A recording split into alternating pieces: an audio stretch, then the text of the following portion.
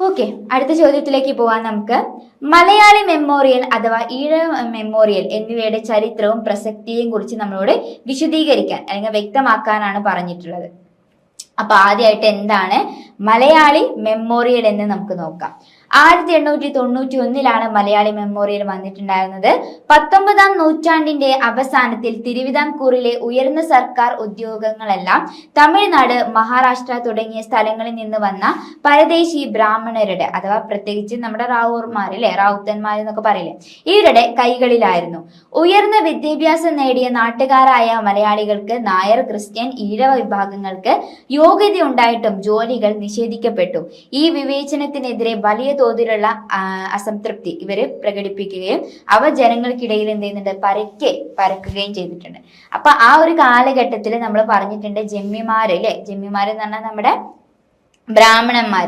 ബ്രാഹ്മണന്മാർക്ക് Nair, Christian തുടങ്ങിയിട്ടുള്ള വിഭാഗക്കാർക്ക് എന്താണ്, അവർക്കൊക്കെ നല്ല വിദ്യാഭ്യാസം ഉണ്ടെങ്കിലും ജോലിയില്ല.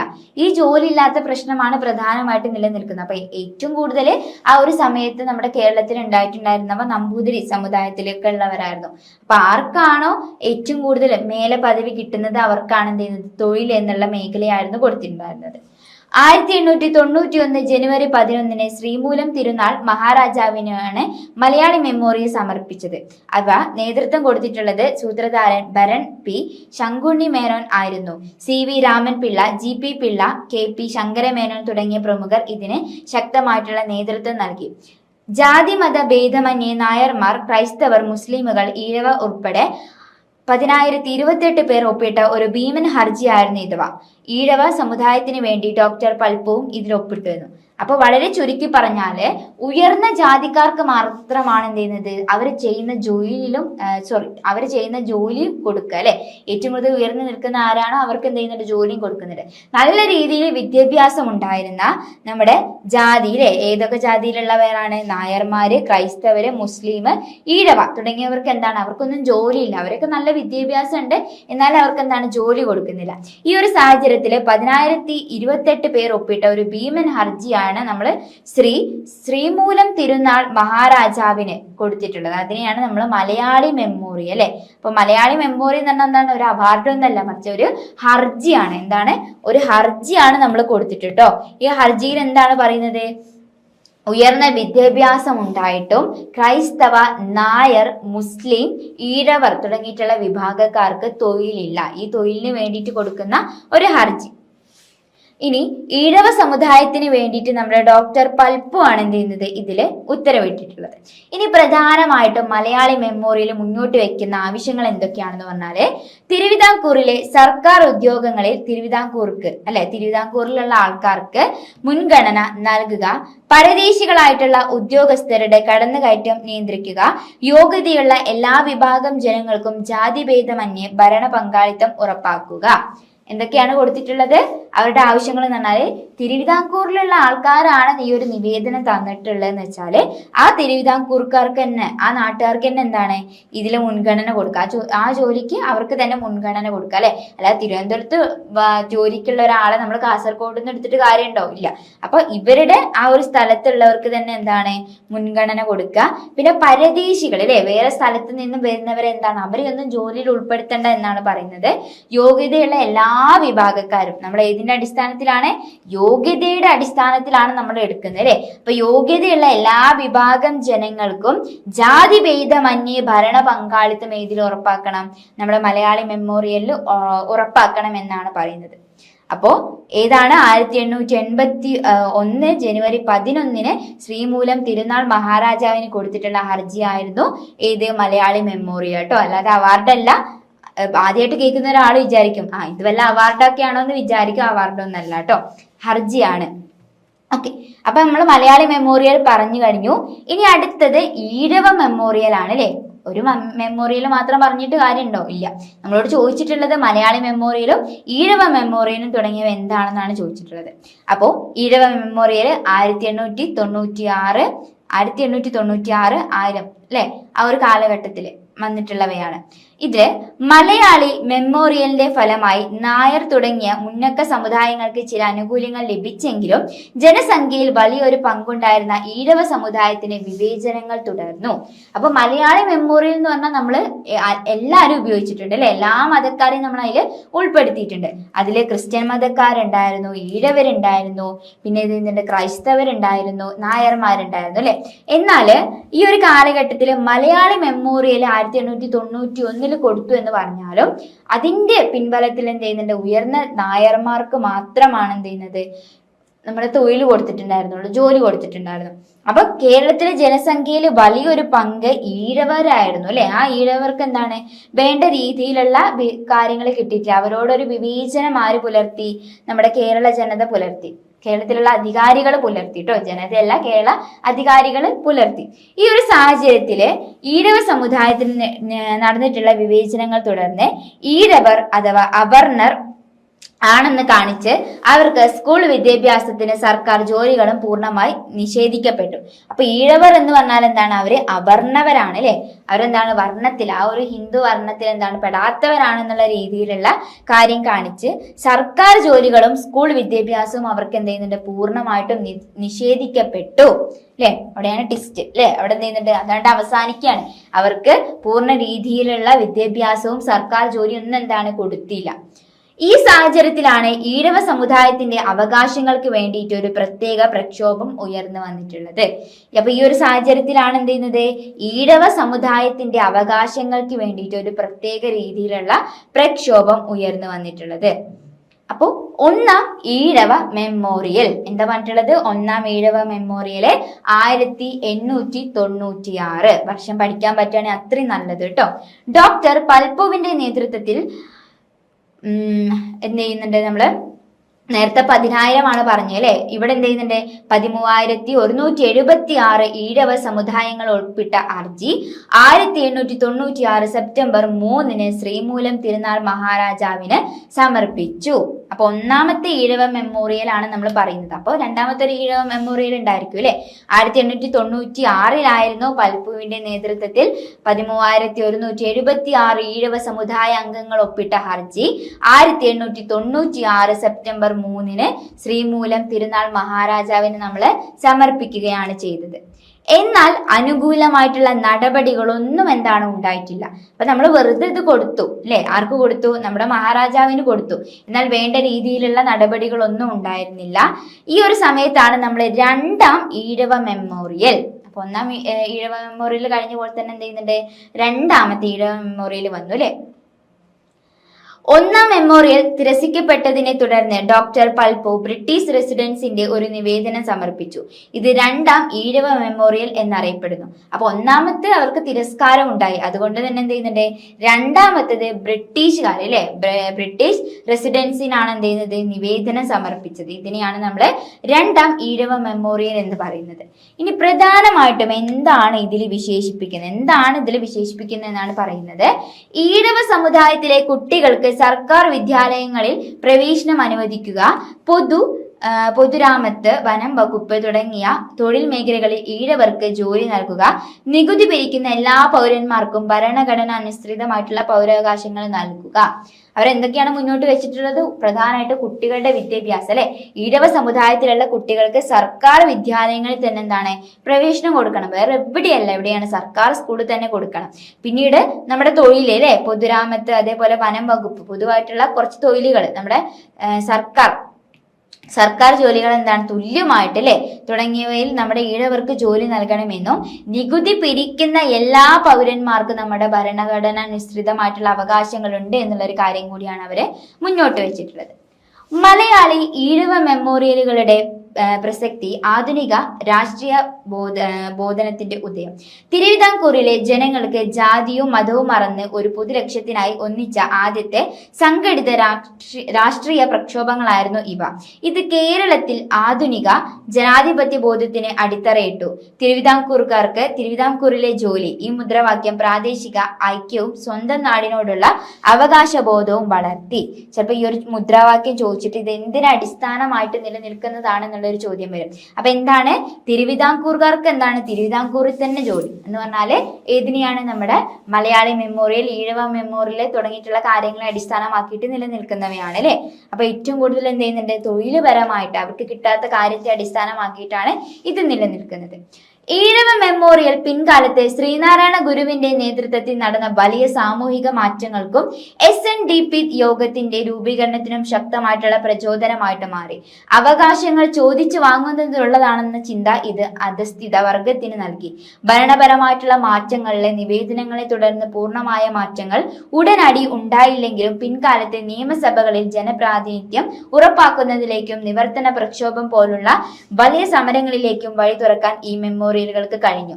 അപ്പോൾ നമ്മുടെ SNDP തുടങ്ങിയിട്ടുള്ള ശ്രീനാരായണ ഗുരുവിന്റെ ആ ഒരു സംഘാടന പ്രവർത്തനങ്ങൾക്കൊക്കെ വഴിവെച്ചിട്ടുള്ളത് ഈഴവ മെമ്മോറിയലാണ്. ഈ ഈഴവ മെമ്മോറിയലും അതേപോലെ നമ്മുടെ മലയാളി മെമ്മോറിയലുമാണ് എന്ത് ചെയ്യുന്നത് ഏറ്റവും കൂടുതൽ ഒരു മതത്തെയോ കാര്യത്തെയോ അടിസ്ഥാനമാക്കാതെ ഒന്നിച്ചു നിൽക്കൂ എന്നുള്ള രീതിയിൽ മുന്നോട്ട് വന്നിട്ടുള്ള നമ്മുടെ ഒരു സമരം. ഇതിനെ അടിസ്ഥാനമാക്കിയിട്ടാണ് എന്ത് ചെയ്യുന്നത് മറ്റുള്ള പ്രക്ഷോഭങ്ങള് കേരളത്തില് ഉണ്ടായിട്ടുള്ളത്. ക്ലിയർ ആയില്ലേ ഒരു ഭാഗം? അടുത്ത ചോദ്യം, പഴശ്ശിയുടെ പോരാട്ടത്തെക്കുറിച്ചും കുറിച്യരുടെ കലാപത്തെ ആ ഒരു സവിശേഷതയെക്കുറിച്ചും വിവരിക്കുക എന്നാണ്. അപ്പോൾ പഴശ്ശി കലാപം നമുക്കറിയാം അല്ലെ, ആരാണ് പഴശ്ശി രാജാവിനെ കുറിച്ച് നമ്മൾ കേട്ടിട്ടില്ലേ. ആ പഴശ്ശി രാജാവിനെ കുറിച്ചും അദ്ദേഹത്തിന്റെ പോരാട്ടത്തെക്കുറിച്ചും അതേപോലെ നമ്മുടെ കുറിച്യ പടയെക്കുറിച്ചുമാണ് നമ്മളിവിടെ വിവരിക്കാൻ പറഞ്ഞിട്ടുള്ളത്. പഴശ്ശിയുടെ പോരാട്ടങ്ങൾ അല്ലെങ്കിൽ പഴശ്ശി വിപ്ലവങ്ങൾ ബ്രിട്ടീഷ് ഈസ്റ്റ് ഇന്ത്യ കമ്പനിയുടെ തെറ്റായ നികുതി നയങ്ങൾക്കും ഇടപെടലുകൾക്കുമെതിരെ മലബാർ കേന്ദ്രീകരിച്ച് 1793 മുതൽ 1805 വരെ നടന്ന പോരാട്ടമാണിത്. ഇത് പ്രധാനമായും 2 ഘട്ടങ്ങളാണ് നടന്നിട്ടുള്ളത്. അപ്പോ പഴശ്ശി കലാപം എന്ന് പറഞ്ഞാല് എന്തിനെതിരെയാണ്? ഈസ്റ്റ് ഇന്ത്യ കമ്പനിയുടെ തെറ്റായ നികുതി നയങ്ങൾക്കെതിരെ. എന്താണ് പറഞ്ഞിട്ടുള്ളത്? ഈസ്റ്റ് ഇന്ത്യ കമ്പനിയുടെ തെറ്റായ നികുതി നയങ്ങൾക്കെതിരെ നടന്നിട്ടുള്ള ഇടപെടലുകൾക്കെതിരെയാണ് എന്ത് ചെയ്യുന്നത് മലബാർ കേന്ദ്രീകരിച്ച് 1793 മുതൽ 1805 വരെ നടന്നിട്ടുള്ള പോരാട്ടം. ഇത് പ്രധാനമായും 2 ഘട്ടങ്ങളിലാണ് എന്ത് ചെയ്യുന്നത് നമ്മൾ വിശേഷിപ്പിക്കുന്നത്. അപ്പോൾ ഒന്നാം പഴശ്ശി വിപ്ലവം അല്ലെ, നമ്മൾ നേരത്തെ ഈഴവ മെമ്മോറിയൽ പറഞ്ഞ പോലെ തന്നെ ഒന്നാം പഴശ്ശി വിപ്ലവം അത് 1793 മുതൽ 1797 വരെയാണ്. ഈ ഒരു വർഷം നിങ്ങൾ പഠിച്ചോളൂ കേട്ടോ. 1793 മുതൽ 1797 വരെ. ടിപ്പു സുൽത്താനുമായുള്ള യുദ്ധത്തിന് ശേഷം മലബാറിന്റെ നിയന്ത്രണം കമ്പനി ഏറ്റെടുത്തു. കോട്ടയം രാജ്യത്ത് നികുതി പിരിക്കാനുള്ള അവകാശം പഴശ്ശി രാജയ്ക്ക് നൽകാതെ ബ്രിട്ടീഷുകാർ അദ്ദേഹത്തിന്റെ അമ്മാവനായ കുറുമ്പനാട്ട് രാജാവിന് നൽകി. ഇതിനെതിരെ പഴശ്ശി രാജാവ് രംഗത്ത് വരികയും കർഷകരെ സംഘടിപ്പിച്ച് നികുതി പിരിവ് തടയുകയും ചെയ്തു. ഒടുവിൽ ബ്രിട്ടീഷുകാർക്ക് പഴശ്ശിയുമായി ഒത്തുതീർപ്പിൽ ഒപ്പുവെക്കേണ്ടി വന്നു. അപ്പൊ ആദ്യം തന്നെ എന്ത് ചെയ്യുന്നുണ്ട് നമ്മുടെ ഒന്നാം കലാപമാണ് വരുന്നത് അല്ലെ. ഒന്നാം പഴശ്ശി വിപ്ലവം എന്ന് പറഞ്ഞാല് നമ്മുടെ ടിപ്പു സുൽത്താനുമായിട്ടുള്ള യുദ്ധത്തിന് ശേഷം മലബാറിന്റെ നിയന്ത്രണം ആരെടുത്തു? കമ്പനി, ഈസ്റ്റ് ഇന്ത്യ കമ്പനി ഏറ്റെടുക്കുകയും കോട്ടയം രാജ്യത്തെ നികുതി പിരിക്കാനുള്ള അവകാശം പഴശ്ശി രാജയ്ക്ക് നൽകാതെ പഴശ്ശി രാജാവിന്റെ അമ്മാവനായിട്ടുള്ള കുറുമ്പനാട്ട് രാജാവിന് നൽകി. ഇത് പഴശ്ശി രാജയ്ക്ക് എന്ത് ചെയ്യുന്നുണ്ട് കോപം സൃഷ്ടിച്ചു അല്ലെ. ആ കോപം സൃഷ്ടിച്ച് അയാളെ കർഷകരെ കൂട്ടിയിട്ട് സംഘടിക്കുകയും അങ്ങനെ ഒരു പ്രക്ഷോഭത്തിന് സംഘടിപ്പിച്ച് നികുതി പിരിവ് തടയുകയും ചെയ്തു. ഒടുവിൽ ബ്രിട്ടീഷുകാർക്ക് പഴശ്ശിയുമായിട്ടൊരു ഒത്തുതീർപ്പിന് സാക്ഷ്യം വഹിക്കേണ്ടിയും വന്നു. ഈ ഒരു സാഹചര്യത്തിലാണ് പിന്നീട് 2ാം പഴശ്ശി വിപ്ലവം. ഒന്നതോടെ അവസാനിച്ചില്ല കേട്ടോ. 2ാം പഴശ്ശി വിപ്ലവം 1805 നടന്നിട്ടുള്ളത്. ടിപ്പുവിന്റെ പതനത്തിന് ശേഷം വയനാട് പ്രദേശം താങ്കളുടേതാണെന്ന് ബ്രിട്ടീഷുകാരെ പ്രഖ്യാപിച്ചു. എന്നാൽ വയനാട് എക്കാലത്തും കോട്ടയം രാജ്യത്തിന്റെ ഭാഗമാണെന്ന് പ്രഖ്യാപിച്ച പഴശ്ശി രാജാവ് വയനാടൻ കാടുകളിലേക്ക് പിൻവാങ്ങി ശക്തമായ പ്രതിരോധം തീർത്തു. കൈതേരി അമ്പു, എടച്ചനക്കുക്കൻ, അത്തൻ, കുരുക്കൽ തുടങ്ങിയ പ്രമുഖ വീരന്മാരും കുറിച്യപടയും അദ്ദേഹത്തോടൊപ്പം ചേർന്നു. അപ്പോ 1805 എന്ത് ചെയ്യുന്നുണ്ട് ടിപ്പു സുൽത്താനെ പിൻവാങ്ങിയതോടുകൂടി വയനാട് പ്രദേശം എന്താണ് അത് ഞങ്ങളുടേതാണ്, ഈസ്റ്റ് ഇന്ത്യ കമ്പനിയുടേതാണെന്ന് അവര് പ്രഖ്യാപിച്ചു. എന്നാൽ വയനാട് എക്കാലത്തും എന്താണ് കോട്ടയം രാജവംശത്തിൻ്റെതാണെന്ന് പഴശ്ശി പ്രഖ്യാപിക്കുകയും കുറിച്യന്മാരെയും അതേപോലെ മറ്റുള്ള പ്രവർത്തകരെ കൂടി അമ്പൂനെയൊക്കെ കൂട്ടിയിട്ട് എന്ത് ചെയ്യുന്നുണ്ട് അങ്ങനെ ഒരു സമരത്തിന് മുന്നോട്ട് ഇറങ്ങുകയും ചെയ്തു. ബ്രിട്ടീഷ് സബ് കളക്ടർ ആയിട്ടുണ്ടായിരുന്ന തോമസ് ഹാർവി ബാബയുടെ നേതൃത്വത്തിലുള്ള സൈന്യം കടുത്ത നടപടികളിലൂടെ പഴശ്ശിയെ ഒറ്റപ്പെടുത്താൻ ശ്രമിച്ചു. ഒടുവിൽ 1805 നവംബർ 30 വയനാടൻ അതിർത്തിയിലെ പുൽപ്പള്ളിക്ക് സമീപം മാവിലം തോട്ടിൽ വെച്ചുണ്ടായ ഏറ്റുമുട്ടലിൽ പഴശ്ശിരാജ അവിടെ വീരമൃത്യു വരിക്കുകയാണ് ചെയ്തിട്ടുണ്ടായിരുന്നത്. അപ്പൊ ഒരുപാട് തന്ത്രമുറകൾ എന്ത് ചെയ്യുന്നുണ്ട്, പഴശ്ശിരാജ പയറ്റി നോക്കി അല്ലെ. എന്നാൽ എന്ത് ചെയ്യുന്നുണ്ട്, അവസാനം നമ്മുടെ പഴശ്ശിരാജ എന്ത് ചെയ്യുന്നുണ്ട്, ആ ഒരു പുൽപ്പള്ളിക്ക് സമീപം മാവിലം തോട്ടിൽ വെച്ചിട്ടുണ്ടായിരുന്ന ഒരു ഏറ്റുമുട്ടലില് മരിക്കുകയാണ് ചെയ്തത്. അത് 1805 നവംബർ 30 കുറിച്യ പടയുടെ സവിശേഷതകൾ. വയനാട്ടിലെ ആദിവാസി ഗോത്രവിഭാഗമായിട്ടുള്ള കുറിച്യർ പഴശ്ശിരാജയുടെ സൈന്യത്തിന്റെ നട്ടെല്ലായിരുന്നു. ഒളിയുദ്ധ മുറകളിൽ അതീവ വിദഗ്ധരായിരുന്ന ഇവരുടെ പ്രധാന സവിശേഷതകളാണ് നമ്മൾ പറയുന്നത്. വില്ലാളി വീരന്മാർ. കുറിച്യർ പരമ്പരാഗതമായി മികച്ച വില്ലാളികളായിരുന്നു. ദൂരെയുള്ള ലക്ഷ്യങ്ങൾ പോലും അമ്പും വില്ലും ഉപയോഗിച്ച് കൃത്യമായി തകർക്കാൻ അവർക്ക് പ്രത്യേക വൈഭവം ഉണ്ടായിരുന്നു. അപ്പൊ കുറിച്യർ പട എന്ന് പറഞ്ഞാൽ ഏതാണ്, വയനാട്ടിലെ ആദിവാസി ഗോത്രമായിരുന്നു കുറിച്യർ എന്ന് പറഞ്ഞാട്ടോ അല്ലെ. കുറിച്യർ എന്ന് പറഞ്ഞിട്ടുള്ള ആ ഒരു വിഭാഗം നമ്മുടെ ആദിവാസികളായിരുന്നു, വയനാട്ടിലെ ആദിവാസി ഗോത്ര വിഭാഗക്കാരായിരുന്നു. ഇവരുടെ ഏറ്റവും കൂടുതൽ ഒരു സവിശേഷത എന്ന് പറഞ്ഞാൽ ഇവരെന്ത് ചെയ്യുന്നുണ്ട്, ഒളിപ്പേര് അല്ലെ, ഒളിയമ്പ് വീശുന്നവരായിരുന്നു. അതായത് ഇവർക്ക് ഏത് ദൂരെയുള്ള ശത്രുക്കളെ പോലെ എന്താണ് പെട്ടെന്ന് മനസ്സിലാക്കിയെടുത്ത് അവർക്കെതിരെ അമ്പ് കൊടുക്കാൻ സാധിക്കുമെന്നാണ് പറയുന്നത്. വയനാടൻ കാടുകളെക്കുറിച്ചും മലനിരകളെക്കുറിച്ചും കുറിച്യർക്ക് കൃത്യമായ അറിവുണ്ടായിരുന്നു. കാടിന്റെ മറവിൽ ഒളിച്ചിരുന്നു ആധുനിക തോക്കുകളുമായി വന്ന ബ്രിട്ടീഷ് സൈന്യത്തിന് നേരെ പെട്ടെന്ന് ആക്രമണം നടത്തുകയും നിമിഷങ്ങൾക്കകം കാട്ടിനുള്ളിലേക്ക് അപ്രത്യക്ഷരാകുകയും ചെയ്യുന്ന രീതിയായിരുന്നു ഇവരുടേത്. ഇത് ബ്രിട്ടീഷ് പടയ്ക്ക് വൻ നാശനഷ്ടങ്ങളാണ് എന്ത് ചെയ്യുന്നത് വരുത്തിയിട്ടുള്ളത്. അപ്പൊ ബ്രിട്ടീഷുകാർ വലിയ ആധുനിക രീതിയിലുള്ള തോക്കും കാര്യങ്ങളൊക്കെ ആയിട്ട് പീരങ്കിയൊക്കെ ആയിട്ട് വരുമ്പോൾ ഇവരെന്ത് ചെയ്യും, ഏതെങ്കിലുമൊക്കെ മരത്തിന്റെയോ പൊത്തിന്റെയോ ഒക്കെ മറവിൽ നിന്നിട്ട് ഇവർക്ക് നേരെ ഇവരുടെ മരണത്തിലേക്ക് നയിച്ചിട്ട് ഇവരെന്ത് ചെയ്യും, അവിടെ നിന്ന് തന്നെ ഓടിപ്പോകും എന്നാണ് പറയുന്നത്. നമ്മുടെ കുങ്കന്റെ നേതൃത്വത്തിലുള്ള സൈന്യം അങ്ങനെയായിരുന്നു കേട്ടോ. കുറിച്യ പടയെ ഏകോപിപ്പിക്കുന്നതിലും അവർക്ക് വീരമേകുന്നതിലും പഴശ്ശിയുടെ സൈനാധിപനായിട്ടുള്ള എടച്ചൻ കുങ്കൻ വലിയ പങ്ക് വഹിച്ചു. അജസ്ജലമായിട്ടുള്ള രാജ്യസ്നേഹവും വിശ്വസ്തതയും. ബ്രിട്ടീഷുകാർക്ക് വലിയ തോതിൽ പണവും പദവികളും വാഗ്ദാനം ചെയ്തിട്ടും പഴശ്ശി രാജാവിനെതിരെ ഒറ്റിക്കൊടുക്കാൻ കുറിച്യർ തയ്യാറായില്ല. തങ്ങളുടെ കാടിനെയും നാടിനെയും സംരക്ഷിക്കാൻ അവർ എന്ത് ചെയ്യുന്നുണ്ട്, രാജാവിനോട് പൂർണ്ണമായിട്ടുള്ള വിശ്വസ്തത പുലർത്തി. അപ്പൊ കുറിച്യന്മാരുടെ മറ്റൊരു സവിശേഷത എന്ന് പറഞ്ഞാല് ബ്രിട്ടീഷുകാർ ഒരുപാട് പൈസ എന്ത് ചെയ്യുന്നുണ്ട് ഇവർക്ക് അല്ലെ നമ്മള് കൊടുക്കാം, ആ ഒരു സ്നേഹ വാഗ്ദാനം നൽകി. എന്നാൽ എന്താണ്, ഞങ്ങളുടെ രാജാവിനെ ഞങ്ങൾ ഒറ്റില്ല എന്നുള്ള ഒരു തീരുമാനം കൂടി എന്ത് ചെയ്യുന്നുണ്ട് അവര് മുന്നോട്ട് വെച്ചു. കനത്ത മഴത്തും കാട്ടുപ്രദേശങ്ങളിലും തോക്കുകൾ ഉപയോഗിക്കാൻ ബ്രിട്ടീഷുകാർക്ക് ബുദ്ധിമുട്ടിയപ്പോൾ കുറിച്യരുടെ അമ്പും വില്ലും തടസ്സമില്ലാതെ പ്രവർത്തിച്ചു. യൂറോപ്യൻ സൈന്യത്തിന്റെ ചരിത്രത്തിൽ ഏറ്റവും വലിയ വെല്ലുവിളി ഉയർത്തിയ തദ്ദേശികളായിട്ടുള്ള പടകളിൽ ഒന്നായിരുന്നു നമ്മുടെ കുറിച്യർ പട എന്ന് പറയുന്നത്. അപ്പൊ ബ്രിട്ടീഷുമാരെ സംബന്ധിച്ച് എന്താണ്, അവരുടെ ജീവിതത്തിൽ വന്നിട്ടുള്ള ഏറ്റവും പരാജയം നേടിയിട്ടുള്ള ഒരു പോരാട്ടമായിരുന്നത് തലയ്ക്കൽ ചന്തുവിന്റെ പോരാട്ടം. കുറിച്യ പടയുടെ തലവനായിരുന്ന തലയ്ക്കൽ ചന്തു ബ്രിട്ടീഷുകാരുടെ കോട്ടകൾ ആക്രമിക്കുന്നതിലും അവരുടെ ആയുധ ശേഖരങ്ങൾ പിടിച്ചെടുക്കുന്നതിലും ചന്തുവിന്റെ നേതൃത്വത്തിലുള്ള കുറിച്യ പട വലിയ വിജയം നേടി. പിൻകാലത്തെ ബ്രിട്ടീഷുകാർ ചന്തുവിനെ ചതിയിലൂടെ പിടികൂടുകയും 1805 തൂക്കിലേറ്റുകയും ചെയ്തു. അപ്പൊ നമ്മുടെ തലയ്ക്കൽ ചന്തു എന്ത് ചെയ്യുന്നുണ്ട്, നമ്മുടെ കുറിച്യർ പടയുടെ ഒരു നേതാവായിരുന്നു അല്ലെ. ഇയാള് നമ്മുടെ ബ്രിട്ടീഷുകാരുടെ കോട്ടകളൊക്കെ ആക്രമിച്ച് അവരുടെ ആയുധങ്ങളൊക്കെ ശേഖരിച്ച് പിടിച്ചെടുക്കലൊക്കെ ആയിരുന്നു ഇയാളുടെ പ്രധാനമായിട്ടുള്ള പണി.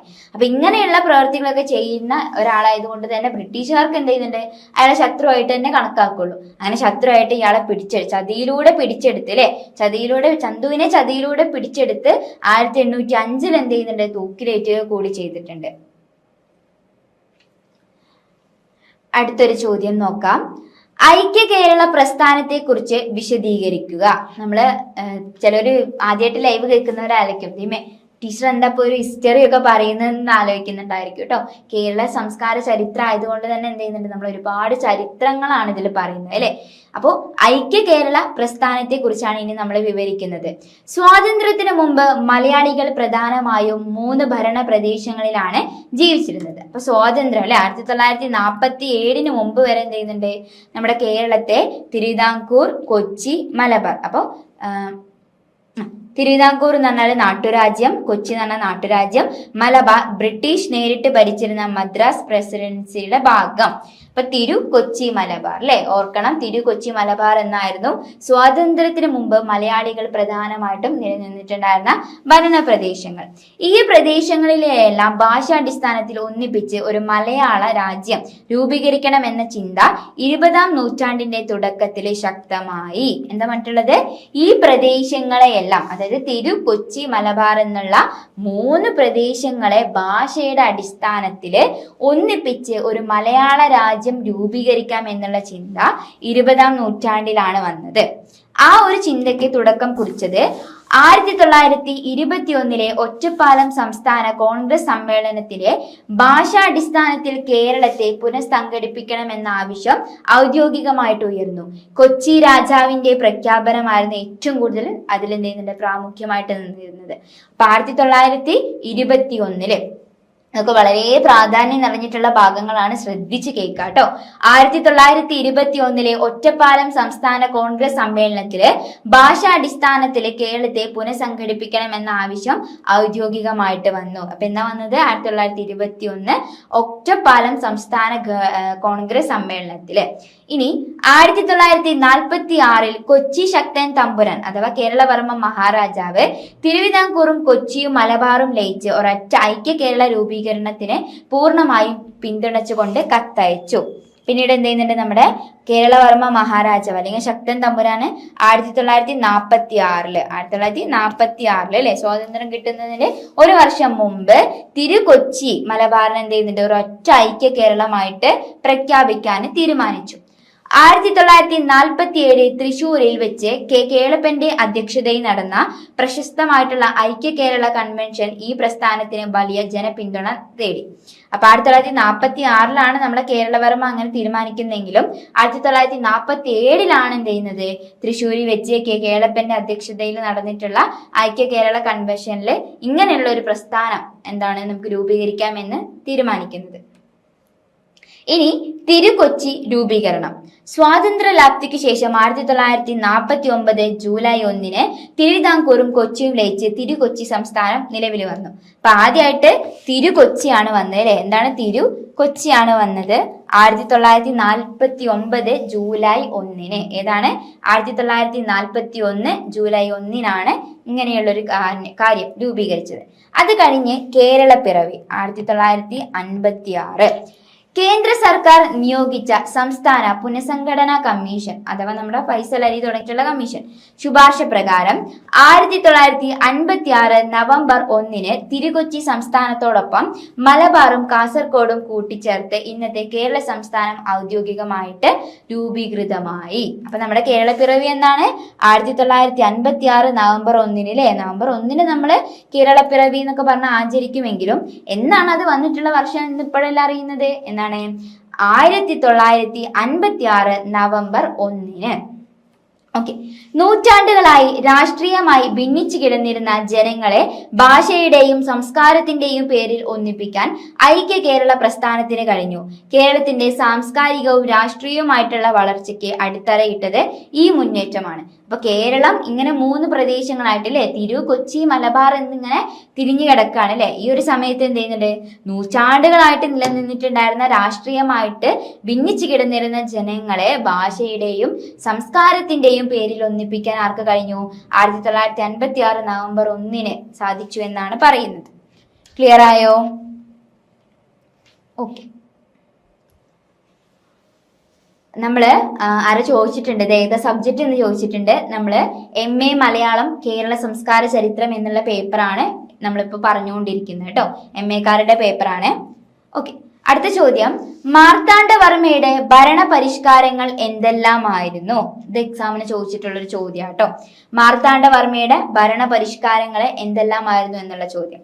തൃപ്പടിദാനം AD 1750 മാർത്താണ്ഡവർമ്മ തൃപ്പടിദാനം നിർവഹിച്ചതായി ബാലമാർത്താണ്ഡ വിജയം, സീതാരാഘവം എന്നീ നാടകങ്ങളിൽ പരാമർശിക്കുന്നുണ്ട്. കൃഷ്ണപുരം കൊട്ടാരം, ഗജേന്ദ്രമോക്ഷം ചുവർചിത്രത്തിൽ പ്രസിദ്ധമായ കൃഷ്ണപുരം കൊട്ടാരം മാർത്താണ്ഡവർമ്മ നിർമ്മിച്ചതാണെന്ന് കരുതപ്പെടുന്നു. കോട്ടകളുടെ നിർമ്മാണം മാർത്താണ്ഡവർമ്മയുടെ കാലത്ത് പണി കഴിപ്പിച്ച ഉദയഗിരി കോട്ടയും വട്ടക്കോട്ടയും ഇന്നും നിലകൊള്ളുന്നു. അപ്പോ തൃപ്പടി ദാനം ആരാണ് നിർവഹിച്ചിട്ടുള്ളത്? മാർത്താണ്ഡവർമ്മയാണ് അല്ലെ. മാർത്താണ്ഡവർമ്മയുടെ കാലഘട്ടത്തിൽ AD 1750 മാർത്താണ്ഡവർമ്മയാണ് തൃപ്പടി ദാനം നിർവഹിച്ചതെന്ന് ബാലമാർത്താണ്ഡ വിജയത്തിലും സീതാരാഘവൻ തുടങ്ങിയിട്ടുള്ള നാടകങ്ങളിൽ പരാമർശിക്കുന്നുണ്ട്. കൃഷ്ണപുരം കൊട്ടാരത്തിലെ ഗജേന്ദ്രമോക്ഷം ചുവർചിത്രത്തിലെ പ്രസിദ്ധമായിട്ടുള്ള കൃഷ്ണപുരം കൊട്ടാരം ആരാണ് നിർമ്മിച്ചത്? മാർത്താണ്ഡവർമ്മയാണ് നിർമ്മിച്ചതെന്ന് പറയുന്നുണ്ട്. കോട്ടകളുടെ നിർമ്മാണവും ആരുടെ കാലഘട്ടത്തിലായിരുന്നു? മാർത്താണ്ഡവർമ്മയുടെ കാലഘട്ടത്തിലായിരുന്നു കേട്ടോ. ഓക്കെ, അടുത്ത ചോദ്യം, കോഴിക്കോട് സാമൂതിരിമാരുടെ ചരിത്രത്തിൽ കുഞ്ഞാലി മരക്കാർക്കുള്ള സ്ഥാനത്തെ കുറിച്ച് വ്യക്തമാക്കുക. അപ്പൊ കോഴിക്കോട് സാമൂതിരിമാര് എന്ന് പറയുമ്പോൾ തന്നെ സാമൂതിരിമാര് എന്ന് പറയാൻ കാരണം കോഴിക്കോട് ഭരിച്ചിരുന്ന രാജാക്കന്മാരെ നമ്മൾ സാമൂതിരിമാര് നട്ട് വിശേഷിപ്പിക്കുക. അതുകൊണ്ടാണ് കോഴിക്കോട് സാമൂതിരിമാരുടെ ചരിത്രത്തിൽ, അപ്പൊ ഒരുപാട് രാജാക്കന്മാരുണ്ടായിരിക്കും. ഈ രാജാക്കന്മാരുടെ ചരിത്രത്തിലെ കുഞ്ഞാലി മരക്കാർക്കുള്ള ആ ഒരു സ്ഥാനത്തെ, ആ ഒരു പ്രാധാന്യത്തെയാണ് എന്ത് ചെയ്യുന്നത് നമ്മൾ ഇന്നിവിടെ വ്യക്തമാക്കുന്നത്. കോഴിക്കോട് സാമൂതിരിയായിരുന്ന മാനവിക്രമന്റെ സദസ്സിലെ കവിയായിരുന്നു ഉദണ്ഡ ശാസ്ത്രികളുടെ കോകില സന്ദേശം എന്ന കൃതിയില് മാമാങ്കത്തെക്കുറിച്ചും തിരുനാവായെക്കുറിച്ചും സൂചനകളുണ്ട്. പേർഷ്യൻ അംബാസിഡർ ആയിട്ടുണ്ടായിരുന്ന അബ്ദുൾ റസാഖ് സാമൂതിരിയെ സന്ദർശിച്ചിട്ടുള്ളതും അറബി രാജ്യങ്ങളുടെ കോഴിക്കോടും തമ്മിൽ നടത്തി പോരുന്ന വാണിജ്യ ബന്ധത്തെക്കുറിച്ചും അദ്ദേഹം രേഖപ്പെടുത്തിയിട്ടുണ്ട് അല്ലെ. അപ്പൊ ആദ്യം കുറച്ച് നമ്മൾ എന്ത് ചെയ്യുന്നുണ്ട്, രേഖകൾ കൊടുക്കുകയാണ് ചെയ്തിട്ടുള്ളത്. എന്നിട്ട് നമ്മൾ ഏറ്റവും കൂടുതൽ പരാമർശിക്കുന്നത് നമ്മുടെ മരക്കാരെ കുറിച്ചാണ് അല്ലെ. മരക്കാർ എന്ന് പറയുമ്പോൾ എന്ത് ചെയ്യുന്നുണ്ട്, ആ ഒരു കാലഘട്ടത്തില് മരക്കാർ ഏറ്റവും കൂടുതൽ പ്രവർത്തനങ്ങൾ ചെയ്തിട്ടുണ്ടായിരുന്നത് സാമൂതിരിക്ക് വേണ്ടിയിട്ടാണ് അല്ലെ. സാമൂതിരിയുടെ നാവിക പടനായകനായിരുന്നു ആര്? നമ്മുടെ കുഞ്ഞാലി മരക്കാർ. നാവിക പടനായകൻ അല്ലെ. നാവിക പടനായകന്മാർ എന്ന് പറഞ്ഞാൽ ആരാണ്? കടലില് പ്രവർത്തിക്കുന്നവരാണ്. ആ കടലില് പ്രവർത്തിക്കുന്ന നമ്മുടെ ഈ ഒരു കുഞ്ഞാലി മരക്കാര് നമ്മുടെ ഈ ഒരു കോഴിക്കോട് സാമൂതിരിമാർക്ക് വേണ്ടിയിട്ട് എന്താ പറയാ, ജീവൻ വരെ വെടിയാൻ എന്താണ് സാധ്യതയുള്ളവരാണ്. കാരണം ഏത് നിമിഷം വേണമെങ്കിലും എന്താണ് യുദ്ധമുറകൾ വരും അല്ലെ. ഈ യുദ്ധമുറകൾക്ക് വേണ്ടിയിട്ട് എന്ത് ചെയ്യുന്നുണ്ട്, അവര് കാണപ്പെട്ടിരുന്നു. സാമൂതിരിമാരുടെ ആസ്ഥാനം എന്ന് പറഞ്ഞാൽ കോട്ടപ്പറമ്പായിരുന്നു എന്നും ഇതിൽ പരാമർശിക്കുന്നുണ്ട്. അപ്പൊ കോഴിക്കോട് കേന്ദ്രീകരിച്ച് നിൽക്കുന്ന നമ്മുടെ സാമൂതിരിമാരുടെ ചരിത്രം എടുത്തു നോക്കിയാൽ അതിൽ കുഞ്ഞാലി മരക്കാരുടെ വംശത്തെ കുറിച്ച കാര്യങ്ങൾ എന്ത് ചെയ്യുന്നുണ്ട്, വളരെ സഹായകമായിട്ട് തന്നെ നമുക്ക് കണ്ടുകിട്ടും. അപ്പൊ അവര് നാവിക പടനായകന്മാര് മാത്രമല്ല കേട്ടോ, മറിച്ച് എന്ത് ചെയ്യുന്നുണ്ട്, എന്ത് സഹായം വേണമെങ്കിൽ ചോദിച്ചാൽ എന്താണ്, കുഞ്ഞാലി മരക്കാര് ആ ഒരു കാലഘട്ടത്തിൽ ചെയ്തിട്ടുണ്ടായിരുന്നു. ഈ ഒരു സമയത്ത് കുഞ്ഞാലി മരക്കാര് യുദ്ധങ്ങൾ ചെയ്യൂ അല്ലെ. യുദ്ധങ്ങൾ ചെയ്യുന്ന സമയത്ത് നമുക്ക് നാവികർ എന്ന് പറഞ്ഞാൽ എന്ത് ചെയ്യുന്നുണ്ട്, സമുദ്രത്തില് കപ്പലിൽ നിന്നിട്ടാണ് അവർ യുദ്ധം ചെയ്യുന്നത്. ഈ ഒരു സമയത്ത് അവർക്ക് എന്ത് ചെയ്യുന്നുണ്ട്, ഒളിയമ്പൊക്കെ ചെയ്യാൻ വേണ്ടിയിട്ട് കടലിന്റെ അടിയിൽ വരെ എന്ത് ചെയ്യുന്നുണ്ട്, അത്രത്തോളം ശ്വാസം അടക്കി കടലിന്റെ അടിയിൽ വരെ അവർക്ക് വേണ്ടിയിട്ടുള്ള കാര്യങ്ങൾ പണിതു എന്നുള്ളൊരു ഐതിഹ്യം കൂടി നിലനിൽക്കുന്നുണ്ട്. അപ്പൊ അത്രത്തോളം എന്ത് ചെയ്യുന്നുണ്ട്, സൈനിക ശക്തി കൊണ്ട് ബലം കൊണ്ടും നിലനിൽക്കുന്നവരായിരുന്നു നമ്മുടെ കുഞ്ഞാലി മരക്കാര് അല്ലെ. ഓക്കെ, അടുത്ത ചോദ്യം, കേരള ചരിത്ര രചനയ്ക്ക് സഹായകമായ ഉപദാനങ്ങൾ എന്തെല്ലാമാണെന്ന് വിശദീകരിക്കുക. അപ്പൊ കേരള ചരിത്ര രചനയ്ക്ക് അല്ലെ, കേരള ചരിത്ര രചന എന്ന് പറഞ്ഞാൽ എന്ത് ചെയ്യുന്നുണ്ട്, കേരളത്തിന്റെ സംസ്കാരത്തെയാണ് നമ്മൾ എടുക്കുന്നത്. ആ സംസ്കാര ചരിത്രത്തിന് രചനയ്ക്ക് സഹായകമായിട്ടുള്ള തെളിവുകൾ, പണ്ട് കാലഘട്ടത്തിലുള്ള തെളിവുകൾ എന്തൊക്കെയാണെന്നാണ് ചോദിക്കുന്നത്. കേരള ചരിത്ര രചനയ്ക്ക് മറ്റു പല പ്രദേശങ്ങളെയും പോലെ ദീർഘകാലത്തെ രേഖപ്പെടുത്ത ചരിത്രമൊന്നും അവകാശപ്പെടാനില്ല. കേരളത്തിന്റെ ചരിത്രം എടുത്താല് മറ്റുള്ള പ്രദേശങ്ങളെ അപേക്ഷിച്ച് എന്താണ്, ദീർഘകാലത്തെ ചരിത്ര രേഖകളൊന്നും നമുക്ക് കേരളത്തിൽ നിന്ന് കണ്ടുകിട്ടിയിട്ടില്ല. ആദ്യകാലങ്ങളിൽ ചരിത്രം വസ്തുനിഷ്ഠമായി രേഖപ്പെടുത്തി വെക്കുന്ന സ്വഭാവം കേരളീയർക്കുണ്ടായിരുന്നില്ല. ആദ്യകാല കൃതിയായ കേരളോൽപ്പത്തി പോലുള്ള പുസ്തകങ്ങളിൽ കെട്ടുകഥകളും ഐതിഹ്യങ്ങളും നിറഞ്ഞിരുന്നു. എന്നാൽ പിൻകാലത്തെ ചരിത്രകാരന്മാർ വിവിധ തെളിവുകളെ ആശ്രയിച്ച് ശാസ്ത്രീയമായിട്ടുള്ള ചരിത്രം പുനർനിർമ്മിച്ചു.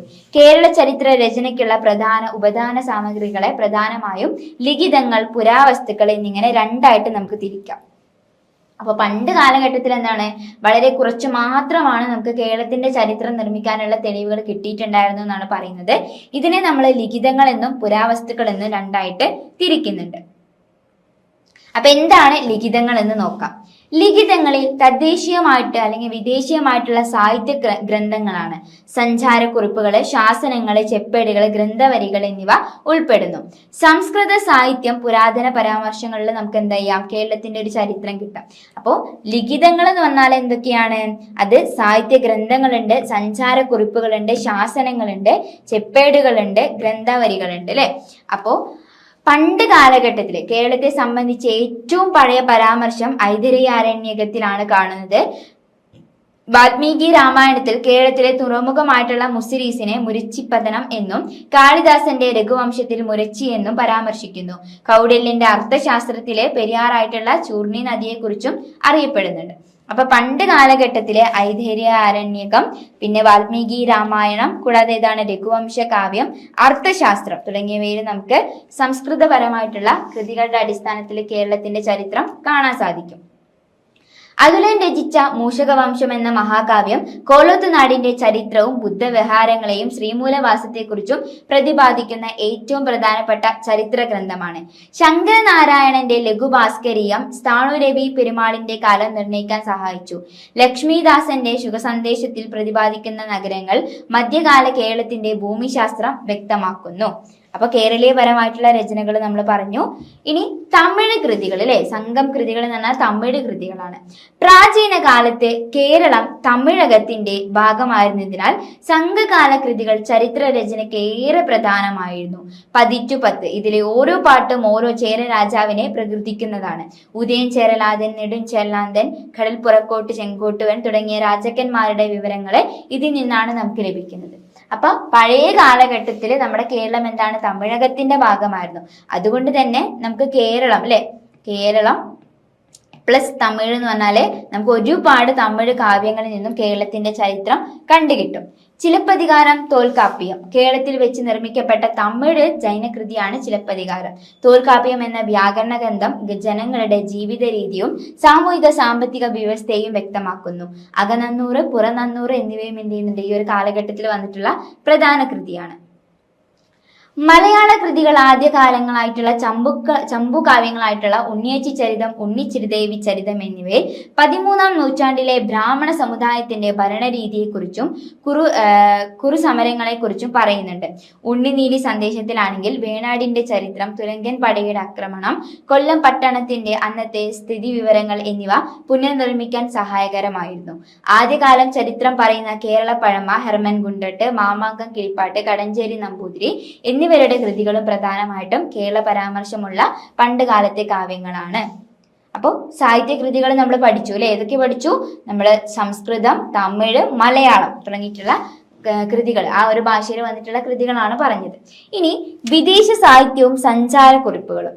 റോമൻ ഗ്രീക്ക് വിവരങ്ങൾ, സ്ട്രോബെയുടെ ജോഗ്രഫി, പ്ലാനിയുടെ natural history, Periplus of the Erythraean Sea, ടോളമിയുടെ ജോഗ്രഫി എന്നിവ മുസിരീസ്, തീണ്ടീസ്, പുറങ്കാട് തുടങ്ങിയ തുറമുഖങ്ങളെക്കുറിച്ചും കുരുമുളക് വ്യാപാരത്തെക്കുറിച്ചും വിസ്തരിച്ച് പ്രതിപാദിച്ചിരിക്കുന്നു. അറബി സഞ്ചാരികൾ മസൂദി, ഇബ്നു ബദൂദ 6 തവണ കോഴിക്കോട് സന്ദർശിച്ച ആളാണ് ഇബ്നു ബദൂദ കേട്ടോ, തുടങ്ങിയവരുടെ കുറിപ്പുകൾ കൊല്ലം, കോഴിക്കോട് നഗരങ്ങളുടെ സമ്പന്നത വെളിപ്പെടുത്തുന്നു. അപ്പൊ നിങ്ങൾ എക്സാം എഴുതുന്ന നേരത്തെ നിങ്ങൾക്ക് ചിലപ്പോൾ ആൾക്കാരുടെ പേര് കിട്ടണമെന്നില്ല. അപ്പൊ അറിയുന്ന പേരുകൾ വെച്ചിട്ട് നമ്മൾ എന്തിനാണ് നമ്മുടെ വിദേശികൾ കേരളത്തിൽ വന്നിട്ടുള്ളത്? നമ്മളുമായിട്ടുള്ള ഒരു കച്ചവട ബന്ധത്തിനാണ് വന്നിട്ടുള്ളത് അല്ലെ. അപ്പൊ ആ ഒരു കച്ചവട ബന്ധവുമായിട്ട് ബന്ധപ്പെടുത്തിയിട്ട് തന്നെ നമുക്ക് അത് എഴുതാം. അപ്പൊ വിദേശികൾ, ഏതെങ്കിലും 2-3 വിദേശികളുടെ പേര് കിട്ടുന്നുള്ളതെന്ന് വെച്ചിട്ട് പേടിക്കണ്ട. ആ വിദേശികളുടെ പേര് എഴുതിയിട്ട് നിങ്ങൾ എന്തിനാണ് ഇവർ കേരളത്തിൽ വന്നിട്ടുള്ളത്. അപ്പൊ അതുകൊണ്ട് തന്നെ വാണിജ്യപരമായിട്ടും പിന്നെ എന്ത് ചെയ്യുന്നുണ്ട്, കേരളത്തിന്റെ ജനജീവിതം, അവരുടെ ജീവിതാവസ്ഥകള്, അവര് അനുഷ്ഠിച്ചിട്ടുള്ള ആചാര അനുഷ്ഠാനങ്ങളെയും പറയുന്നുണ്ട്. പിന്നെ തുറമുഖങ്ങൾ അല്ലെ, തുറമുഖങ്ങളെ കുറിച്ചിട്ടുള്ള അറിവുകൾ നമുക്ക് ഈ ഒരു സഞ്ചാരക്കുറിപ്പിൽ നിന്നും കിട്ടുന്നുണ്ട്. ജീന കച്ചവടക്കാരനായിട്ടുള്ള വക് തയൂവാന്റെ ഗ്രന്ഥം, മാർക്കോ പോളോയുടെ കുറിപ്പുകൾ, ബർബസോയുടെ വിവരണങ്ങൾ, ഡച്ച് പുരോഹിതനായിട്ടുള്ള കാർവിൻഷ്യയുടെ കത്തുകൾ, വില്യം ലോഗന്റെ മലബാർ മാനുവൽ എന്നിവയെല്ലാം വിവിധ കാലഘട്ടത്തിലെ ചരിത്രത്തിലേക്ക് വെളിച്ചം വീശുന്നവയാണ്. ഒരുപാട് സഞ്ചാരികളും മിഷണറിമാരും പ്രവർത്തകരൊക്കെ എന്ത് ചെയ്യുന്നുണ്ട്, നമ്മുടെ കേരളത്തിൽ നിലനിന്നിട്ടുണ്ടായിരുന്നു കേട്ടോ. നമ്മുടെ വില്യം ലോഗന്റെ മലബാർ മാനുവൽ വളരെ പ്രസിദ്ധമായിട്ടുള്ള പുസ്തകമാണ്. ഒന്ന് നോട്ട് ചെയ്യാൻ പറ്റുകയാണെങ്കിൽ അത്രയും നല്ലത് കേട്ടോ. അപ്പൊ വില്യം ലോഗന്റെ മലബാർ മാനുവൽ എന്ത് ചെയ്യുന്നുണ്ട്, ഇതൊക്കെ ഈ ഒരു കാലഘട്ടത്തിൽ വന്നിട്ടുള്ള പ്രസിദ്ധമായിട്ടുള്ള പുസ്തകങ്ങളാണ്. കേരള ചരിത്ര രചനയ്ക്ക് ഉപദാനമാകാവുന്ന ഏറ്റവും വിലപ്പെട്ട രേഖകളാണ് ശിലാശാസനങ്ങൾ അഥവാ ചെപ്പേടുകൾ. ഇവയിൽ മിക്കവയും മലയാള ഭാഷയിൽ വട്ടെഴുത്ത് ലിപിയിലാണ് എഴുതിയിട്ടുള്ളത്. അപ്പോൾ വട്ടെഴുത്ത് ലിപിയിൽ നിന്നും കിട്ടിയിട്ടുള്ള ഏറ്റവും പുരാതനമായിട്ടുള്ള ശാസനമാണ് നമ്മുടെ വാഴപ്പള്ളി ചെപ്പേട് അല്ലെങ്കിൽ വാഴപ്പള്ളി ശാസനം അല്ലെ. കേരള ചരിത്ര രചനയ്ക്ക് ഏറ്റവും ഉപാദാനപരമായിട്ട് നിൽക്കുന്ന രേഖയാണ് ശിലാശാസനങ്ങള്. ഈ ശിലാശാസനങ്ങൾ എന്ന് പറഞ്ഞാല് പണ്ട് കാലഘട്ടത്തിലെ രാജാക്കന്മാരുടെ കാലഘട്ടത്തിൽ എഴുതിയിട്ടുള്ളവയാണ് ശാസനങ്ങള്. അപ്പൊ ഇതിൽ എന്തൊക്കെയാണ് പറയാ? രാജാക്കന്മാരുടെ പേര്, അവരെന്തൊക്കെയാണ് ആ ഒരു കാലഘട്ടത്തിൽ പ്രവർത്തിച്ചിട്ടുള്ളത്, എന്തൊക്കെയായിരുന്നു ആ ഒരു കാലഘട്ടത്തിൽ ഉണ്ടായിരുന്ന സവിശേഷതകള് തുടങ്ങിയിട്ടുള്ള കാര്യങ്ങൾ. അപ്പൊ രാജശേഖരന്റെ വാടപ്പള്ളി ശാസനമാണ് കേരളത്തിൽ നിന്ന് കണ്ടുകിട്ടിയിട്ടതിൽ വെച്ച് ഏറ്റവും പഴക്കം ചെന്ന ശാസനം. ഒന്ന് ശ്രദ്ധിച്ച് നോട്ട് ചെയ്യാൻ പറ്റുവാണെങ്കിൽ നോട്ട് ചെയ്യണം കേട്ടോ, കാരണം ഇതൊക്കെ വളരെ ഇമ്പോർട്ടന്റ് ആയിട്ടുള്ള ഭാഗങ്ങളാണ്. കാരണം വൺ വേർഡ് ചോദ്യം ചോദിച്ചാൽ നിങ്ങൾക്ക് ഉറപ്പായിട്ടും ആൻസർ എഴുതാം. അപ്പൊ അയ്യോ മിസ് അന്ന് പറഞ്ഞിരുന്നല്ലോ എന്ന് നിങ്ങൾ എന്താണ് പിന്നീട് അത് ഓർത്ത് വേദനിക്കാൻ പാടില്ല. അപ്പോൾ രാജശേഖരന്റെ വാഴപ്പള്ളി ചെപ്പേട് അല്ലെങ്കിൽ വാഴപ്പള്ളി ശാസനമാണ് കേരളത്തിൽ നിന്ന് കണ്ടുകിട്ടിയതിൽ വെച്ച് ഏറ്റവും പഴക്കം ചെന്ന ശാസനം. അടുത്തത് തരിസാപ്പള്ളി ചെപ്പേട്. അയ്യനടികൾ തിരുവടികൾ നൽകിയ ഈ ചെപ്പേട് അക്കാലത്തെ നികുതി സമ്പ്രദായം, വാഹന നികുതി, രക്ഷഭോഗം തുടങ്ങിയിട്ടുള്ള കച്ചവട സംഘങ്ങൾ, അഞ്ചുവണ്ണം, മണിഗ്രാമം എന്നിവ വ്യക്തമാക്കുന്നു. അപ്പോൾ തരിസാപ്പള്ളി ചെപ്പേടിൽ ആരതാണ്? അയ്യനടികൾ തിരുവടികൾ നൽകിയിട്ടുള്ള ചെപ്പേടാണ്. അടുത്തത് ജൂതശാസനം. ഭാസ്കര രവി മനുകുലാദിത്യൻ ജൂതർക്ക് നൽകിയ ചരിത്ര പ്രസിദ്ധമായിട്ടുള്ള രേഖയാണിത്. പിന്നീട് ജൂതശാസനം. അപ്പൊ നിങ്ങൾക്ക് പ്രധാനമായിട്ടും വാഴപ്പള്ളി ശാസനം, ജൂതശാസനം, തരിസാപ്പള്ളി ശാസനം എന്നിവ പഠിക്കാനുള്ളൂ. 3 പഠിക്കാനുള്ളൂ കേട്ടോ.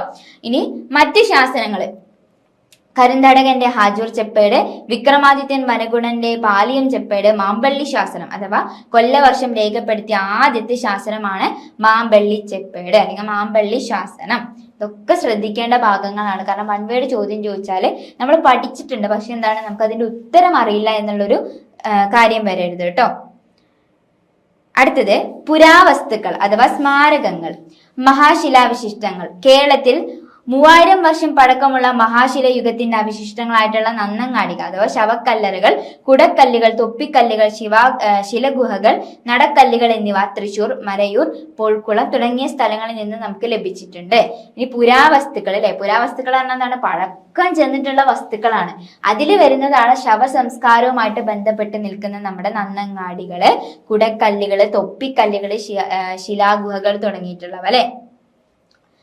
വിഴിഞ്ഞം, തൃക്കക്കുടി, കല്ലിൽ തുടങ്ങിയ ഇടങ്ങളിലെ പറന്നുരന്നുണ്ടാക്കിയ ക്ഷേത്രങ്ങൾ, കല്ലിലെ ജൈന തീർത്ഥാടക പ്രതിമകൾ, കരുമാടിയിലെയും മാവേലിക്കരയിലെയും വിഗ്രഹങ്ങൾ എന്നിവ മതപരമായ ചരിത്രത്തിന് തെളിവുകളാണ്. അപ്പൊ ഈ പുരാവസ്തുക്കളിൽ പെടുന്ന മറ്റൊന്നാണ് ഗുഹാക്ഷേത്രങ്ങളും ശിലാപ്രതിമകളും അല്ലെ. അവിടെ എന്ത് ചെയ്യുന്നുണ്ട്? ഗുഹാക്ഷേത്രങ്ങൾ എന്ന് പറഞ്ഞാൽ എന്ത് ചെയ്യുന്നുണ്ട്? ഒരു തുരങ്കം ഉണ്ടാക്കി അവരുണ്ടാക്കിയിട്ടുള്ളതാണ്. പിന്നെ ശിലയിൽ നിർമ്മിച്ചിട്ടുള്ള പ്രതിമകൾ, ഇതിൽ നിന്നൊക്കെ നമുക്ക് ചരിത്രങ്ങൾ കിട്ടും. അടുത്തത് ദേവാലയങ്ങൾ. AD 829 പണിത കണ്ടിയൂർ മഹാദേവ ക്ഷേത്രം ഏറ്റവും പഴക്കം ചെന്ന ക്ഷേത്രമാണ്.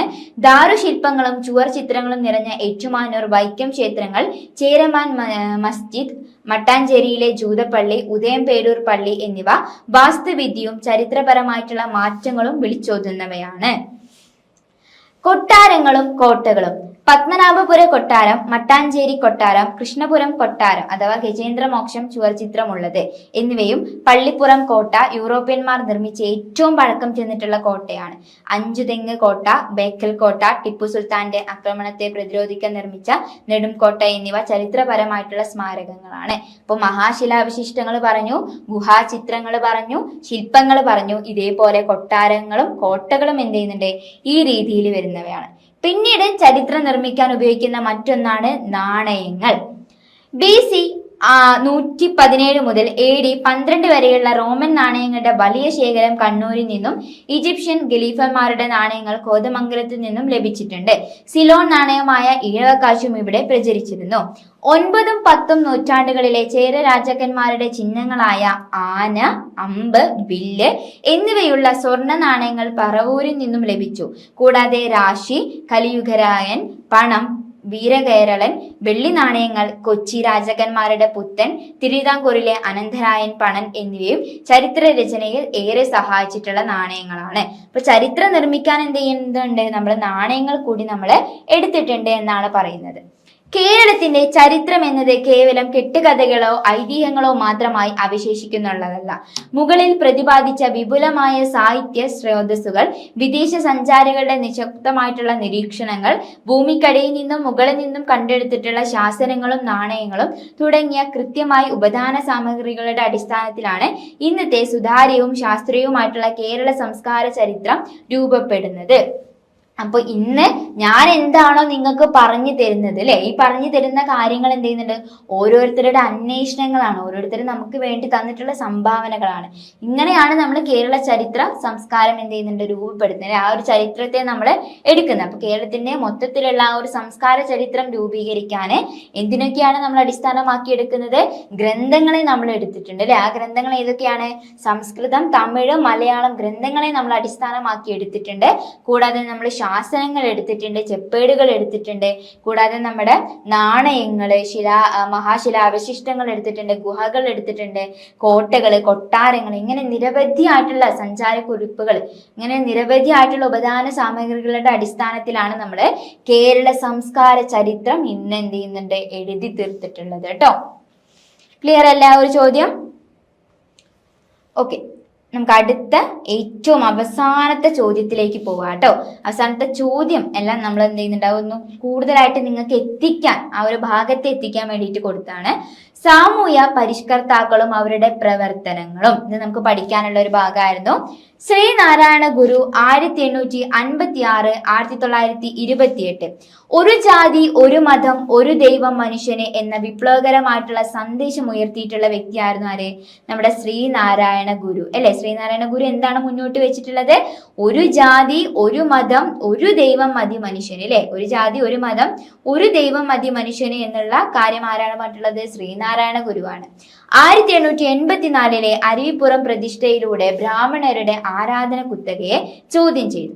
അപ്പൊ അദ്ദേഹം 1888 എന്ത് ചെയ്യുന്നുണ്ട്, അരുവിപ്പുറത്ത് ഒരു പ്രതിഷ്ഠ വെച്ചു അല്ലെ. ഈ അരുവിപ്പുറം പ്രതിഷ്ഠയിലൂടെ ബ്രാഹ്മണന്മാരുടെ ആചാരത്തെയാണ് എന്ത് ചെയ്യുന്നത്, നമ്മുടെ ശ്രീനാരായണ ഗുരു ചോദ്യം ചെയ്തത്. 1903 SNDP യോഗം രൂപീകരിച്ച് പിന്നക്ക ജനവിഭാഗങ്ങളുടെ ഉന്നമനത്തിനായിട്ട് പ്രവർത്തിച്ചു. പിന്നീട് എന്താണ്, 1903 SNDP അല്ലെ, SNDP യോഗം രൂപീകരിച്ച് പിന്നക്ക ജനവിഭാഗങ്ങളുടെ ഉന്നമനത്തിനായിട്ട് അദ്ദേഹം പ്രവർത്തിച്ചു. അപ്പൊ ഇത്രയുമാണ് ശ്രീനാരായണ ഗുരുവിനെ കുറിച്ച് നമുക്കൊന്ന് പറയാനുള്ളത്. പിന്നീട് വരുന്നത് അയ്യങ്കാളിയാണ്. പിന്നീട് ആരാണ് വരുന്നത്, അയ്യങ്കാളി. 1863 മുതൽ 1941 അധസ്ഥിത ജനവിഭാഗങ്ങളുടെ അവകാശങ്ങൾക്കായി പോരാളി ദളിതർക്ക് സഞ്ചാര സ്വാതന്ത്ര്യം ഉറപ്പാക്കാൻ വില്ലുവണ്ടി സമരം നടത്തുകയും വിദ്യാലയ പ്രവേശനത്തിനായി സമരം ചെയ്യുകയും ചെയ്തു. 1907 സാധുജന പരിപാലന സംഘം സ്ഥാപിച്ചു. അപ്പൊ അയ്യങ്കാളി എന്തൊക്കെയാണ് ചെയ്തത്, അധിസ്ഥരായിട്ടുള്ള ജനവിഭാഗങ്ങൾ അല്ലെ, താഴെ തട്ടിലുള്ള ജനവിഭാഗങ്ങൾക്ക് വേണ്ടിയിട്ട് അവരുടെ സഞ്ചാര സ്വാതന്ത്ര്യം ഉറപ്പിക്കാൻ വില്ലുവണ്ടി സമരം നടത്തുകയും വിദ്യാലയ പ്രവേശനത്തിനായിട്ട് സമരം ചെയ്യുകയും ചെയ്തു. കൂടാതെ 1907 സാധുജന പരിപാലന സംഘം രൂപീകരിക്കുകയും അദ്ദേഹം ചെയ്തിട്ടുണ്ടായിരുന്നു.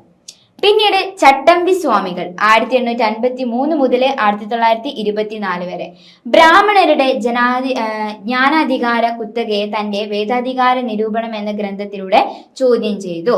ചട്ടമ്പി സ്വാമി ഒന്ന് ചെയ്തിട്ടുള്ളൂ, എന്താ ചെയ്തിട്ടുള്ളത്, ബ്രാഹ്മണന്മാരുടെ ജ്ഞാനാധികാരം അല്ലെ, ബ്രാഹ്മണന്മാർക്ക് ഭയങ്കര അധികാരമാണ്, എന്താണ്, ഞങ്ങൾക്കാണ് കൂടുതലായിട്ട് അറിവുള്ളത് എന്നുള്ള ഒരു അധികാരം.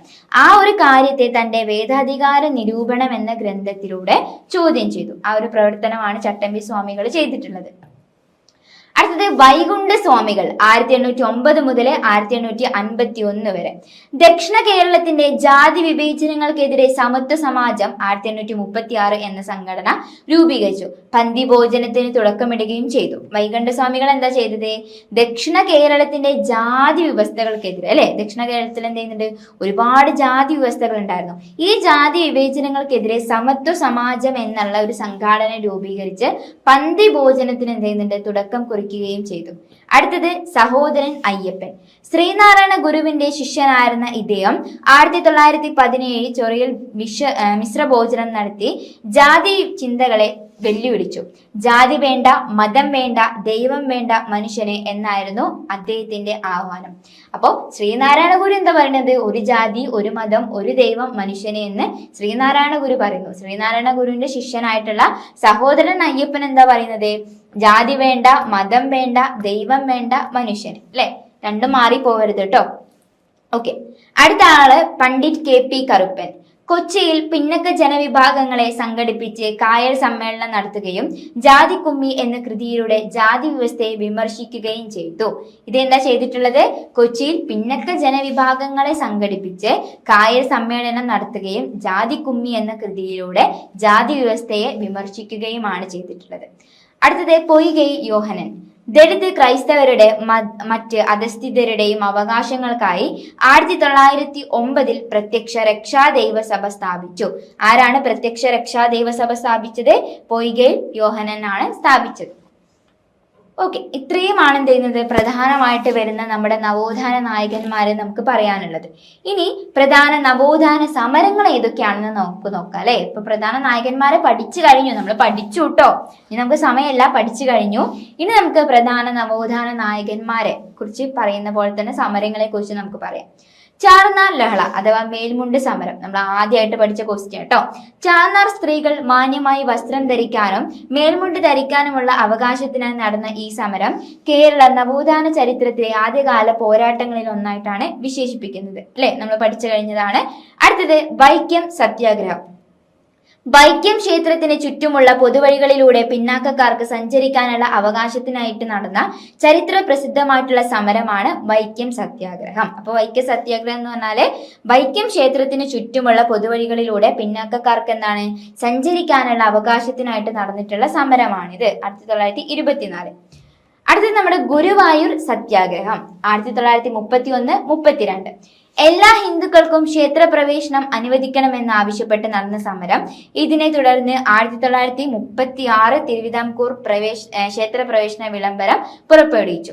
അപ്പൊ ഗുരുവായൂർ സത്യാഗ്രഹം എന്ന് പറഞ്ഞാല് ഗുരുവായൂർ അമ്പലത്തോടനുബന്ധമായിട്ട് നിൽക്കുന്ന അമ്പലങ്ങൾ അല്ലെ. ഗുരുവായൂർ അമ്പലം എന്താണ് അവിടെ പ്രധാനമായിട്ട് നിൽക്കുന്നതാണ്. ഇതേപോലെ മറ്റു അമ്പലങ്ങളിൽ എന്താണ് നടക്കണം അല്ലെ, അതുമായിട്ട് ബന്ധപ്പെട്ട് നടന്നിട്ടുള്ള സമരമാണിത്.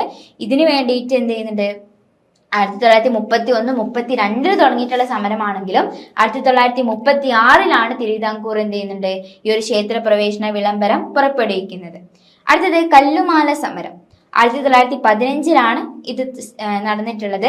അധസ്ഥിത വിഭാഗങ്ങളിലെ സ്ത്രീകൾ ജാതീയരുടെ അടിസ്ഥാനങ്ങളായിട്ടുള്ള കല്ലുമാലകൾ പൊട്ടിച്ചെറിഞ്ഞ് മാന്യമായ വസ്ത്രധാരണ സ്വാതന്ത്ര്യം പ്രഖ്യാപിച്ച സമരം. അപ്പൊ ഏകദേശം നമ്മുടെ ചാർനാർ ലഹള പോലെ തന്നെ എന്ത് ചെയ്യുന്നുണ്ട്? സ്ത്രീകളുമായിട്ട് ബന്ധപ്പെട്ടതാണ് കല്ലുമാല സമരം. അപ്പൊ അവർക്ക് എന്താണ് അവരുടെ ജാതിയുമായിട്ട് നിലനിൽക്കുന്ന വസ്ത്രധാരണ കാര്യങ്ങളൊക്കെയാണ് അവർക്ക് ഉണ്ടായിരുന്നത്. അപ്പൊ അതൊന്നും വേണ്ട, മറിച്ച് എങ്ങനെയാണ് മാന്യമായിട്ടുള്ള വസ്ത്രം ധരിക്കണം എന്ന് അവകാശപ്പെട്ടുകൊണ്ട് നടന്ന സമരമാണ് കല്ലുമാല സമരം. ഇനി കുറച്ച് സമുദായപരമായിട്ടുള്ള സംഘടനകളുടെ രൂപീകരണം നമുക്ക് നോക്കാം. SNDP യോഗം 1903 ഈഴവ സമുദായത്തിന്റെ ഉന്നമനത്തിന് വേണ്ടിയിട്ട്. സാധു പരിപാലന സംഘം 1907 ദളിത് ജനവിഭാഗങ്ങളുടെ അവകാശത്തിന് വേണ്ടിയിട്ട് അല്ലെ, നമ്മുടെ സാധാരണ ജനങ്ങളുടെ ദളിത് ജനങ്ങളുടെ അവകാശത്തിന് വേണ്ടിയിട്ട് നടന്നിട്ടുള്ള സമരമാണ്. യോഗക്ഷേമ സഭ അല്ലെ. എന്താണ് യോഗക്ഷേമ സഭ? നമ്പൂതിരി സമുദായത്തിലെ അനാചാരങ്ങൾക്ക് അവസാനിപ്പിക്കാനും ഇംഗ്ലീഷ് വിദ്യാഭ്യാസത്തിന് പ്രോത്സാഹിപ്പിക്കാനും BD ഭട്ടതിരിപ്പാടിന്റെ നേതൃത്വത്തിൽ നടന്നിട്ടുള്ള സമരമാണിത്. അടുത്തത് നായർ സർവീസ് സൊസൈറ്റി. മന്നത്ത് പത്മനാഭന്റെ നേതൃത്വത്തിൽ നായർ സമുദായത്തിലെ പരിഷ്കരണങ്ങൾക്കായിട്ട് നടന്നിട്ടുള്ള സമരത്തെയാണ് നമ്മൾ എന്ത് ചെയ്യുന്നത്? നായർ സർവീസ് സൊസൈറ്റി എന്ന് വിശേഷിപ്പിക്കുന്നത്. ഓക്കെ, ഇനി സാഹിത്യവും അതിൽ വരുന്ന പത്രപ്രവർത്തനങ്ങളും നമുക്ക് നോക്കാം. തന്റെ ദുരാവസ്ഥ, ചണ്ഡാലഭിഷ്കി എന്നീ കാവ്യങ്ങളിലൂടെ ജാതി വ്യവസ്ഥയ്ക്കെതിരെ ശക്തമായി പ്രതികരിച്ചു. മാറ്റുവിൻ ചട്ടങ്ങളെ സ്വയമല്ലെങ്കിൽ മാറ്റുമതങ്ങളിൽ നിങ്ങളെ തന്നെ എന്നുള്ള കാവ്യത്തിലൂടെ എന്ത് ചെയ്യുന്നുണ്ട്? അത് സൂചിപ്പിക്കുന്നുണ്ട്. കൂടാതെ നമ്മുടെ ഡോക്ടർ ഹെർമൻ ഗുണ്ടർട്ടിന്റെ രാജസമാചാരം, SNDPയുടെ വിവേകോദയം, സഹോദരൻ അയ്യപ്പന്റെ യുക്തിവാദി, മുഹമ്മദ് അബ്ദുറഹിമാന്റെ അൽ അമീൻ തുടങ്ങിയ പത്രങ്ങൾ ജനങ്ങളിൽ അവകാശബോധവും യുക്തിചിന്തയും വളർത്തുന്നതിൽ പ്രധാന പങ്ക് വഹിച്ചിട്ടുള്ളവയാണ്. ഈ നവോത്ഥാന പ്രവർത്തനങ്ങളുടെ എല്ലാം ആകെത്തുകയാണ് വിദ്യാഭ്യാസം. വസ്ത്രധാരണ സ്വാതന്ത്ര്യം, സഞ്ചാര സ്വാതന്ത്ര്യം, ലിംഗസമത്വം എന്നിവ ഉറപ്പാക്കിക്കൊണ്ട് ഇന്നത്തെ ആധുനിക ജനാധിപത്യ കേരളം രൂപപ്പെടുത്താൻ നമുക്കിത് സഹായകരമായി. അപ്പൊ ഇതോട് കൂടിയിട്ട് നമ്മുടെ ഈ ഒരു ചോദ്യം എന്ത് ചെയ്യുന്നുണ്ട്, ഇവിടെ അവസാനിക്കുകയാണ് അല്ലെ. പ്രധാനമായിട്ട് നമുക്ക് ഇത്രയുമാണ് എന്ത് ചെയ്യുന്നത്, പഠിക്കാനുള്ളത്. അപ്പോൾ എന്തായിരുന്നു നമ്മുടെ ചോദ്യം, എന്തായിരുന്നു? പ്രവർത്തനങ്ങൾ അല്ലെ, സാമൂഹ്യ പരിഷ്കർത്താക്കളും അവരുടെ പ്രവർത്തനങ്ങളെ കുറിച്ചുമാണ് എന്ത് ചെയ്യുന്നത് നമുക്ക് പറയാനുള്ളത്. അപ്പൊ ഇത്രയും കാര്യങ്ങളാണ് എന്ത് ചെയ്യുന്നത് ഈ ഒരു ഭാഗത്ത് നമുക്ക് പഠിച്ച് തീർക്കാനുള്ളത്. പ്രധാനമായിട്ട് നിങ്ങൾ ആരൊക്കെയാണ് അതിൽ വരുന്ന നവോത്ഥാന നായകന്മാരെന്നും എന്തൊക്കെയാണ് അവരുടെ പ്രവർത്തനങ്ങളെന്നും പ്രധാനമായിട്ട് നടന്നിട്ടുള്ള സമരങ്ങളെ കുറിച്ചും, ഈ സമരങ്ങൾ എന്ത് ചെയ്യുന്നുണ്ട് വെറുതെ നടന്നാൽ മാത്രം പോരാ അല്ലെ, മറിച്ച് എന്ത് ചെയ്യുന്നുണ്ട് എല്ലാ ജനങ്ങളിലേക്ക് എത്തിക്കുക കൂടി എന്ത് ചെയ്യണം, നമ്മൾ അവിടെ ചെയ്യണം.